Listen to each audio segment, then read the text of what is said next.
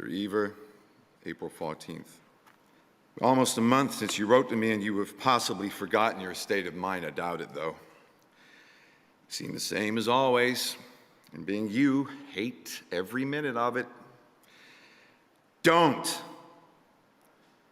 Learn to say fuck you to the world every once in a while. You have every right to. Just stop thinking, worrying, looking over your shoulder, wondering, doubting, fearing, hurting, hoping for some easy way out, struggling, grasping, confusing, itching, scratching, mumbling, bumbling, grumbling, humbling, stumbling, numbling, rambling, gambling, tumbling, scumbling, scrambling, hitching, hatching, bitching, moaning, groaning, honing, boning, horse-shitting, hair-splitting, nitpicking, piss-trickling, nose-sticking, ass-gouging, eyeball poking, finger-pointing, alleyway-sneaking, long-waiting, small-stepping, evil-eyeing, back-scratching, searching, perching, besmirching, grinding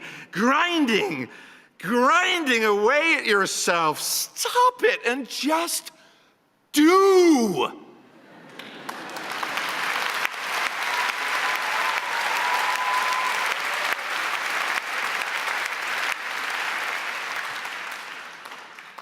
From your description, for what I know of your previous work and your ability, the work you were doing sounds very good. Drawing, clean, clear, but crazy like machines, larger and bolder, real nonsense. That sounds fine, wonderful. Real nonsense, do more.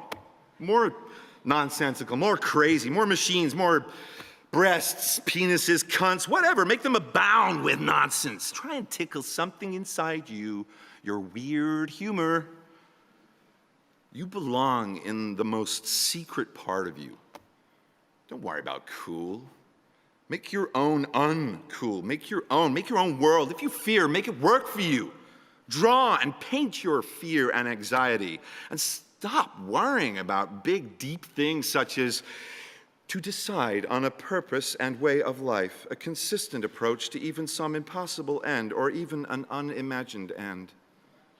You must practice being stupid, dumb, unthinking, empty.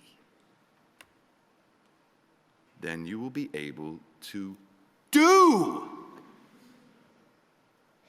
I have much confidence in you, and even though you are tormenting yourself, the work you do is very good. Try to do something bad. Try to do some bad work. The worst thing you could think of is see what happens, but mainly relax and let everything go to hell. You are not responsible for the world.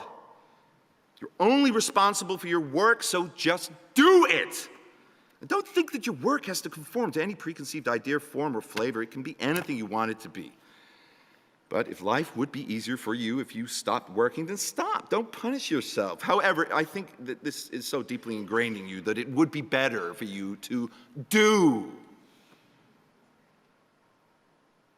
It seems I do understand your attitude somewhat anyway, because I go through a similar process every now and again myself.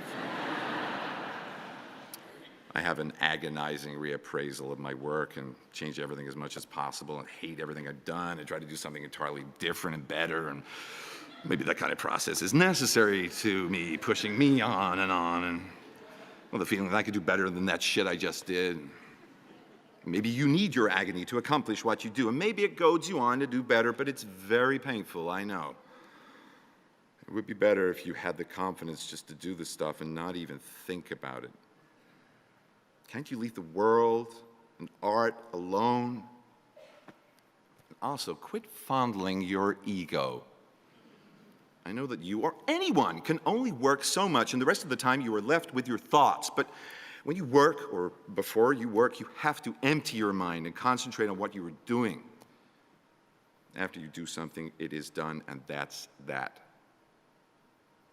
After a while, you can see some are better than others, but also you can see what direction you're going. I'm sure you know all that. You also must know that you don't have to justify your work, not even to yourself.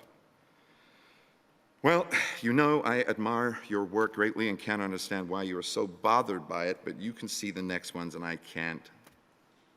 You also must believe in your ability. I think you do.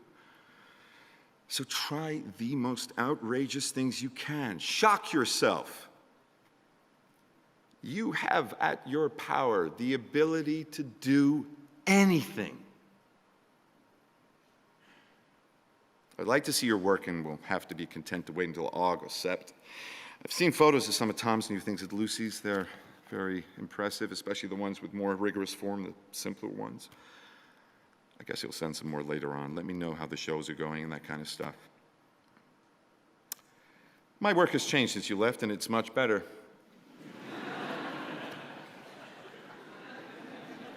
I will be having a show May 4th to 29th at Daniel's Gallery, 70th East and 64th Street, where Emmerich was. I wish you could be there. Much love to you both. Saul.